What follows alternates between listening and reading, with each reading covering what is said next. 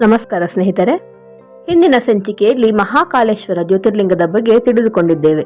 ಈ ಸಂಚಿಕೆಯಲ್ಲಿ ಓಂಕಾರೇಶ್ವರ ಎಂಬ 4ನೇ ಜ್ಯೋತಿರ್ಲಿಂಗದ ಬಗ್ಗೆ ತಿಳಿದುಕೊಳ್ಳೋಣ. ಓಂಕಾರೇಶ್ವರ ಜ್ಯೋತಿರ್ಲಿಂಗವು ಮಧ್ಯಪ್ರದೇಶದ ಖಾಂಡ್ವಾ ಜಿಲ್ಲೆಯ ಮಾಂದಾತದಲ್ಲಿದೆ. ಈ ಜ್ಯೋತಿರ್ಲಿಂಗ ಇರುವ ಸ್ಥಳ ನರ್ಮದಾ ನದಿಯಿಂದ ಉಂಟಾದ ದ್ವೀಪವಾಗಿದ್ದು, ಇದು ಓಂ ಆಕಾರದಲ್ಲಿ ಇರುವ ಕಾರಣ ಈ ಸ್ಥಳಕ್ಕೆ ಓಂಕಾರ ಕ್ಷೇತ್ರ ಎಂದು ಹೆಸರು ಬಂದಿದೆ. ಈ ಕ್ಷೇತ್ರದಲ್ಲಿ ಓಂಕಾರೇಶ್ವರ ಮತ್ತು ಮಮಲೇಶ್ವರ ಎಂಬ 2 ಲಿಂಗಗಳಿದ್ದರೂ ಅದನ್ನು ಒಂದೇ ಜ್ಯೋತಿರ್ಲಿಂಗ ಎಂದು ಪರಿಗಣಿಸಲಾಗುತ್ತದೆ.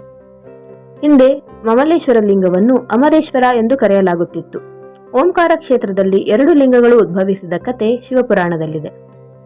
ಒಮ್ಮೆ ನಾರದ ಮಹರ್ಷಿಯು ಗೋಕರ್ಣ ಕ್ಷೇತ್ರಕ್ಕೆ ಹೋಗಿ ಅಲ್ಲಿ ಅತ್ಯಂತ ಭಕ್ತಿಯಿಂದ ಶಿವನನ್ನು ಪೂಜಿಸಿ ನಂತರ ವಿಂಧ್ಯ ಪರ್ವತಕ್ಕೆ ಬಂದನು. ಅಲ್ಲಿ ಪರ್ವತರಾಜನಾದ ವಿಂಧ್ಯನು ನಾರದನಿಗೆ ಪೂಜೆ ಮಾಡಿ, ನನ್ನಲ್ಲಿ ಸಕಲ ವಸ್ತುಗಳು ಸಮೃದ್ಧಿಯೂ ಇರುವುದು, ಇದು ಇಲ್ಲ ಎಂಬುದೇ ಇಲ್ಲ ಎಂಬ ಅಹಂಭಾವದಿಂದ ನಾರದರ ಎದುರಿಗೆ ನಿಂತಿದ್ದನು. ಆಗ ವಿಂಧ್ಯನಿಗಿರುವ ಅಹಂಭಾವವನ್ನು ನೋಡಿ ಆ ಅಹಂಕಾರವನ್ನು ನಾಶ ಮಾಡಬೇಕು ಎಂದು ಯೋಚಿಸಿದ ನಾರದರು ನಿಟ್ಟುಸಿರು ಬಿಟ್ಟು ಅಲ್ಲಿಯೇ ನಿಂತನು. ಇದನ್ನು ನೋಡಿದ ವಿಂಧ್ಯನು, ನಾರದ ಮುನಿಯೇ, ನನ್ನಲ್ಲಿ ಏನು ನ್ಯೂನತೆಯನ್ನು ಕಂಡಿರುವೆ? ನಿಟ್ಟುಸಿರು ಬಿಡಲು ಕಾರಣ ಏನು ಎಂದು ಕೇಳಿದನು. ಆಗ ನಾರದನು, ನಿನ್ನಲ್ಲಿ ಎಲ್ಲ ಇರುವುದು, ಆದರೆ ಮೇರು ಪರ್ವತವು ನಿನಗಿಂತ ಉತ್ತಮವಾದದ್ದು ಮತ್ತು ಶ್ರೇಷ್ಠವಾದದ್ದು. ಅಲ್ಲಿ ದೇವತೆಗಳು ವಾಸವಾಗಿರುವರು, ಆ ಪುಣ್ಯವು ನಿನಗಿಲ್ಲವಲ್ಲ ಎಂದು ಹೇಳಿದನು. ನಾರದರು ಹೊರಟು ಹೋದ ಮೇಲೆ ವಿಂಧ್ಯನು, ನಾನು ಬದುಕಿರುವುದು ವ್ಯರ್ಥ, ಪ್ರಪಂಚಕ್ಕೆ ಅಧಿಪತಿಯಾದ ಶಿವನನ್ನು ಪೂಜಿಸಿ ತಪಸ್ಸು ಮಾಡಿ ಮೇರು ಪರ್ವತಕ್ಕಿಂತಲೂ ಉತ್ತಮನಾಗುವೆನು ಎಂದು ಯೋಚಿಸಿದನು.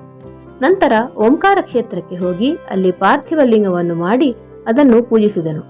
6 ತಿಂಗಳುಗಳವರೆಗೆ ಪ್ರತಿದಿನವೂ ಅಲ್ಲಿ ಶಿವನನ್ನು ಪೂಜಿಸಿ ಧ್ಯಾನ ಮಾಡುತ್ತಾ ತಪಸ್ಸು ಮಾಡುತ್ತಾ ಆ ಸ್ಥಳದಲ್ಲೇ ಸ್ಥಿರವಾಗಿದ್ದನು. ವಿಂಧ್ಯನ ತಪಸ್ಸಿನಿಂದ ಸಂತೋಷಗೊಂಡ ಪಾರ್ವತೀಪತಿಯಾದ ಶಂಕರನು ವಿಂಧ್ಯನ ಮುಂದೆ ಪ್ರತ್ಯಕ್ಷನಾದನು. ಪ್ರಸನ್ನನಾಗಿದ್ದ ಪರಶಿವನು, ನಿನ್ನ ತಪಸ್ಸಿಗೆ ನಾನು ಮೆಚ್ಚಿರುವೆನು, ನಿನ್ನ ಮನಸ್ಸಿನಲ್ಲಿ ಇರುವ ಅಪೇಕ್ಷೆಯನ್ನು ಹೇಳು, ನಾನು ಭಕ್ತರ ಇಷ್ಟಾರ್ಥಗಳನ್ನು ಕೊಡುವವನು ಎಂದು ಹೇಳಿದನು. ಆಗ ವಿಂಧ್ಯನು, ಓ ಶಿವನೇ, ನೀನು ಪ್ರಸನ್ನನಾಗಿದ್ದರೆ ನಾನು ಬಯಸುವ ಸ್ವಕಾರ್ಯವನ್ನು ಸಾಧಿಸುವ ಬುದ್ಧಿಯನ್ನು ನನಗೆ ಕರುಣಿಸು ಎಂದು ಕೇಳಿದನು. ಈ ಮಾತನ್ನು ಕೇಳಿದ ಶಂಕರನು, ಈ ಮೂಢ ಬುದ್ಧಿಯುಳ್ಳ ವಿಂಧ್ಯನು ಇತರರಿಗೆ ತೊಂದರೆಯನ್ನುಂಟು ಮಾಡುವ ವರವನ್ನೇ ಕೇಳುತ್ತಾನೆ. ನಾನು ಕೊಡುವ ವರವು ಇತರರಿಗೆ ದುಃಖ ಕೊಡಬಾರದು ಎಂದು ಮನದಲ್ಲೇ ಯೋಚಿಸಿದನು. ಆದರೂ ಶಿವನು ವಿಂಧ್ಯನಿಗೆ ಅವನು ಕೇಳಿದ ಉತ್ತಮವಾದ ವರವನ್ನೇ ಕೊಟ್ಟನು. ಪರ್ವತರಾಜನಾದ ವಿಂಧ್ಯನೇ, ನಿನ್ನ ಇಷ್ಟ ಬಂದಂತೆ ಮಾಡು ಎಂದು ಆಶೀರ್ವಾದ ಮಾಡಿದನು. ಆ ಸಮಯದಲ್ಲಿ ಋಷಿಗಳು ದೇವತೆಗಳು ಶಿವನನ್ನು ಪೂಜಿಸಿ ಈ ಓಂಕಾರ ಕ್ಷೇತ್ರದಲ್ಲೇ ನೆಲೆಸಬೇಕು ಎಂದು ಕೇಳಿಕೊಂಡರು. ಪರಮೇಶ್ವರನು ಲೋಕದ ಹಿತಕ್ಕಾಗಿ ಪ್ರಸನ್ನನಾಗಿ ಅಲ್ಲಿಯೇ ನೆಲೆಸಿದನು. ಓಂಕಾರದಲ್ಲಿದ್ದ ಆ ಲಿಂಗವು 2 ಭಾಗವಾಯಿತು. ಓಂಕಾರ ಕ್ಷೇತ್ರದಲ್ಲಿದ್ದ ಲಿಂಗವನ್ನು ಓಂಕಾರೇಶ್ವರ ಮತ್ತು ನರ್ಮದಾ ತೀರದಲ್ಲಿದ್ದ ಇನ್ನೊಂದು ಲಿಂಗವು ಅಮರೇಶ್ವರ ಎಂದು ಹೆಸರುವಾಸಿಯಾದವು. ಈ 2 ಲಿಂಗಗಳು ಭುಕ್ತಿ ಮುಕ್ತಿ ರೂಪವಾದ ಭಕ್ತರ ಇಷ್ಟಾರ್ಥಗಳನ್ನು ಕೊಡುವಂತಹವು.